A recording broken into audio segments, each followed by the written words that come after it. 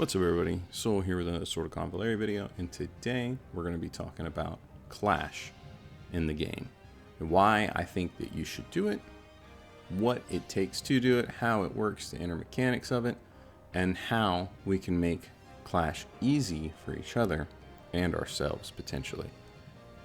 With that all said, let's get right into it. Now, first and foremost, as you can see right here, this is your Clash menu. This is what it's going to look like when you open it up. And when you come in here, you're going to see a lot of different things. It can be a little overwhelming. Regardless, first things first, let's talk about the top. Now, it shows your luck site, and that's because you can use your luck site to refresh. You get 3 free refreshes every day. And so you can use luck site to refresh past that. I would never, ever suggest doing that. Regardless, what you're refreshing is who you face in each day. It gives you an easy option, a common option, and a hard option. And as you can see, there's a multiplier per option.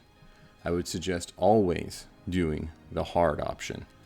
If you've used all your refreshes and you can't find a good option, then go down on that last refresh and try the easier option.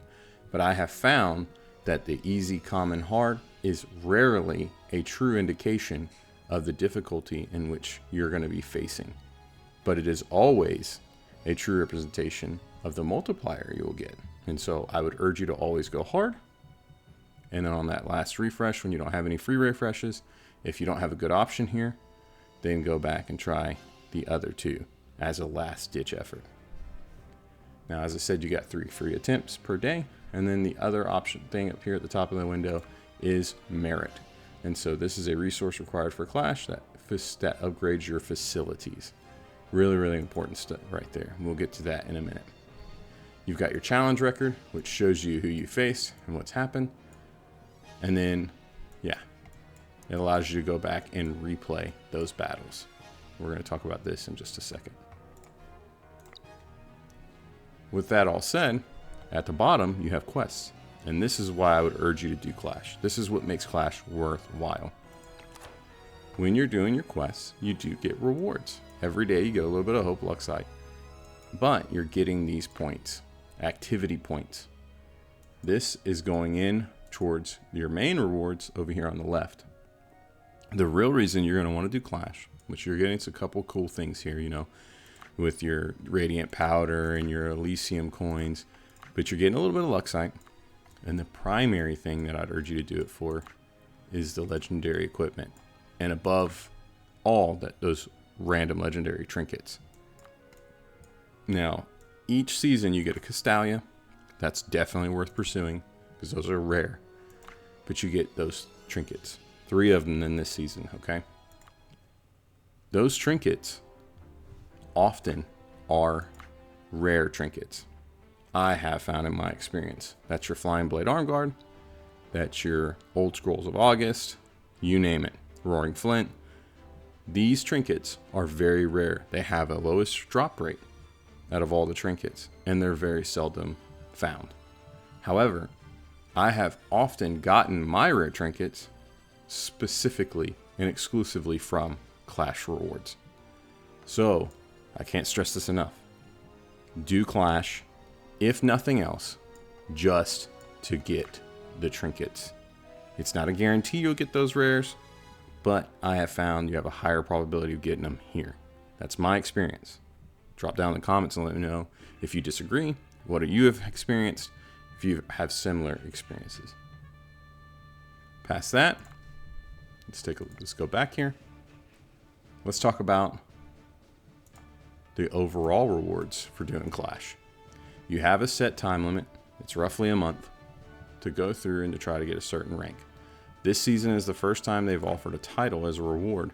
But if you notice, their base reward at 900 points is the exact same as the Glory 3 reward. The only difference is the title.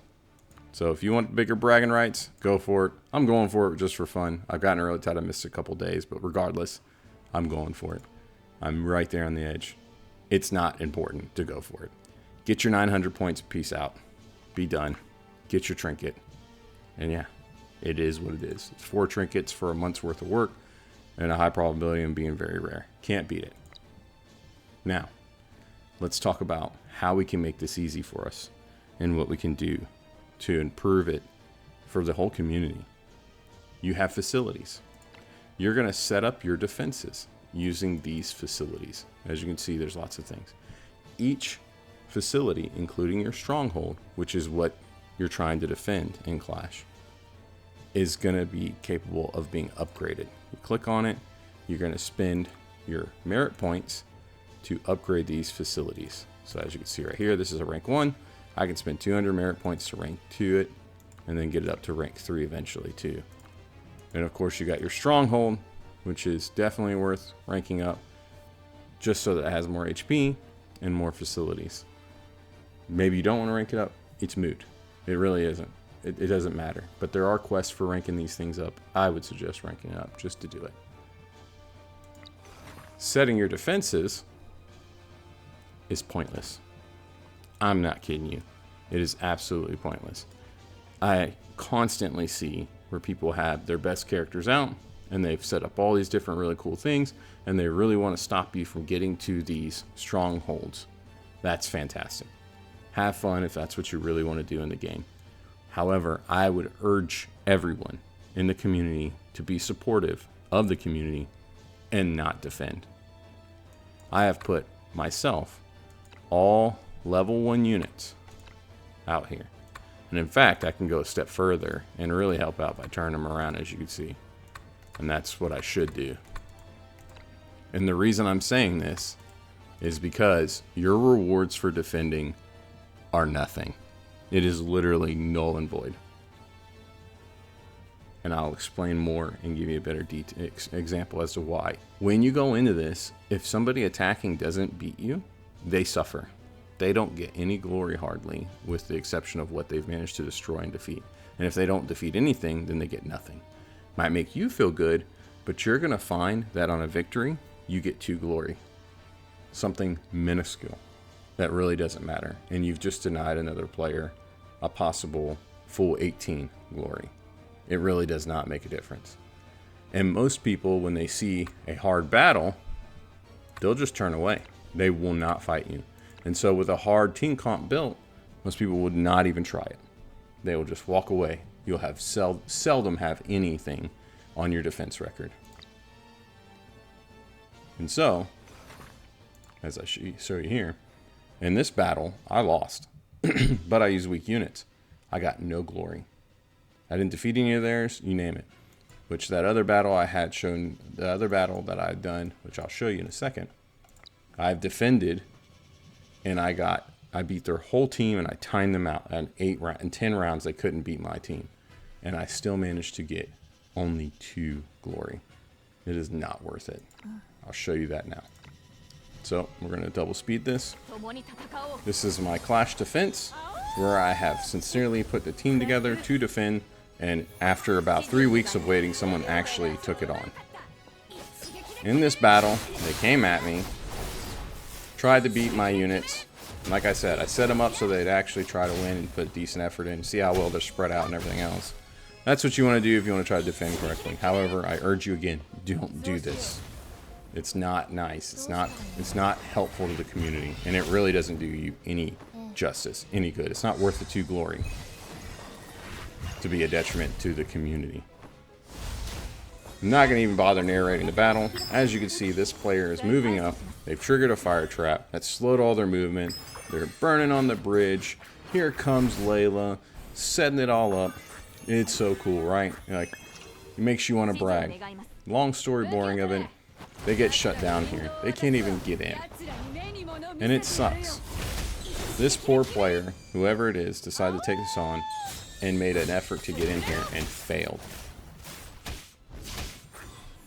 Couldn't beat Coco there. They're all on fire. They're stuck in the pit. There goes Tristan. Didn't even get to use special ability. Might even autoed this. We lost Agatha. Doesn't matter. Fire's out. They're still trying to get through the barricades. Layla's just posted up, doing damage over and over again. Here's our Iron Potsu. They're just being completely denied. They're not even leaving the bridge.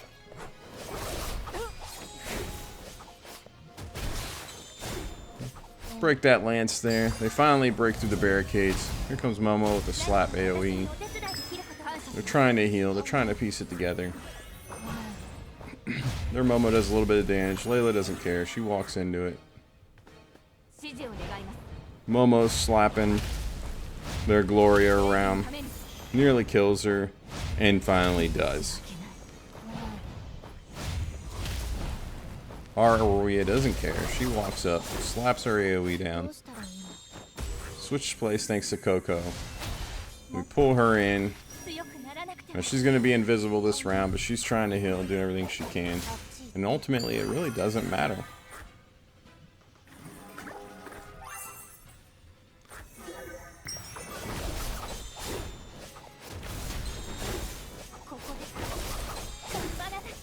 There they go. Last one's Momo. She's desperate. She's trying. She's not able to get anything. Layla steps up the alert and kills her. So in all of that, all I got was bragging rights, I guess, and 2 glory.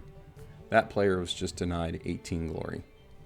And slowing down their progress to get further in the game. What's more is, for all I know, that player's a new player.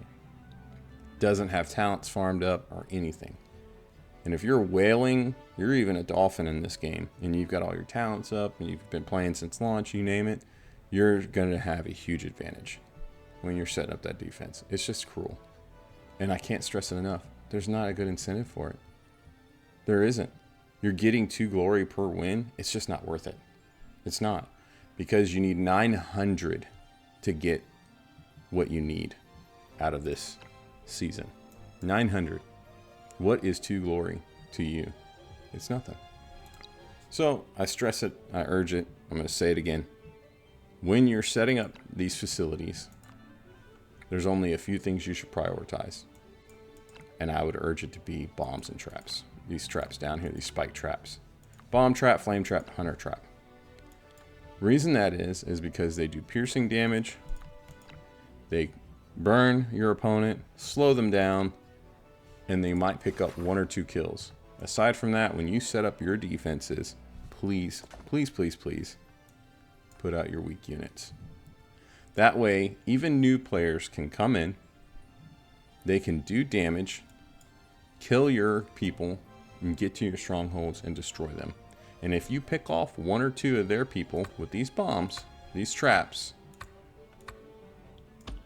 you will get your 2 glory still. I'm kidding you not. If you beat them, and you will get the same glory as you do if you just pick off a few of them. So, let me know if you disagree in the comments. But set up those weak units, be a goat, and help your community. Help everybody get across the line. With that all said, that's how we can make it easier for everyone. I'm going to show you a little bit of a trick for those who happen to have the right characters to go further and to beat just about any team comp if you can find the right setting. And I'll explain how you can beat any team comp if they're laid out correctly. And so, let's talk about it.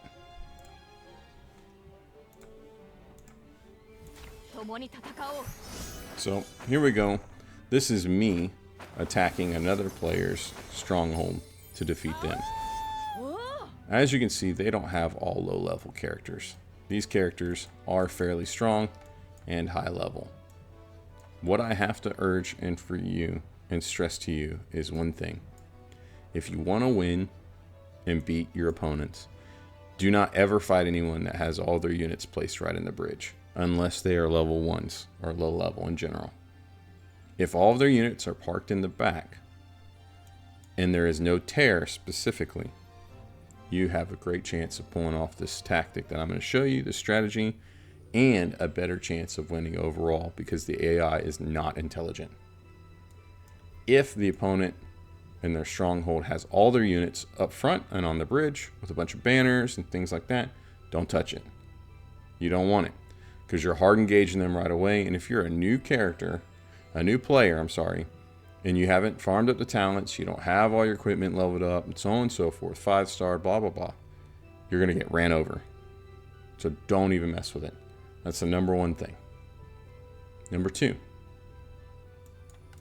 when you're trying to pick a battle, try to make sure that they're not just overpowered. Check them. Click on them. You can't see it right here. Let's move forward a little bit. My turn. Now it lets me. Okay. Go through and scan them. Look at what they got going on. Look at how strong they are. You'll know if something's worth your time or not based on their power level. Now for me, I have a pretty strong account, so I'm not fazed by this. But if you see a character with 5,000 or higher attack, you might not want it. You might want to walk away from that fight. 4,000 magic attack, almost 5,000 magic attack. You might not want it. That might be a fight to walk away. However, that's my number two tip, if you will. I'm going to go over a strategy on how to beat these tactics if you have the right characters. The right characters being Gloria, Coco, Tear, Homa, and then SP Rowea. I use Agatha as a 6 because I like her. She has great sustain and damage, but she is completely optional and non-essential in this team. Those 5 are the ones that you absolutely want on your team to exploit this tactic that I'm about to show you. Also, for your character summoner tactics, if you will, your tactics, you want to run Teleport and Warhorn. And then for the other one, you can run Ragnarok. It's absolutely glorious, but you probably won't be able to use it very often until the later stage of the battle. I like Flag of Convalaria. Regardless, you absolutely want Teleport and Warhorn. You're going to absolutely use them within the first round. I'll give you a quick example of how it'll work. First things first, get our buffs out with Tear. Speed is the principal buff. You absolutely have to hit everybody with that speed so that you get to act before your opponent, period, dot. You're buffing Rowea because you're about to stick her in the back line and hit them all. She goes in, teleports, hit him with the Warhorn, AoE, wipe him out. Beautiful. Even if you take out 2 or 3 of their characters, you've just completely slated the battle your way.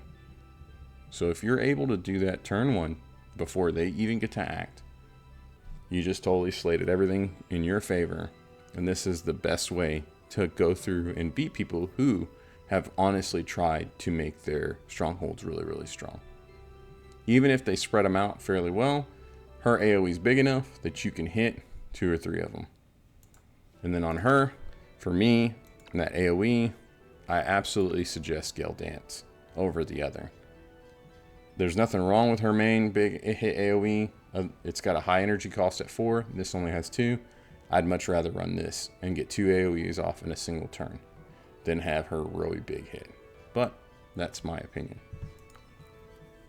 I'll just go ahead and play the rest of the battle. So we close that menu. And it's more or less a cakewalk at this point.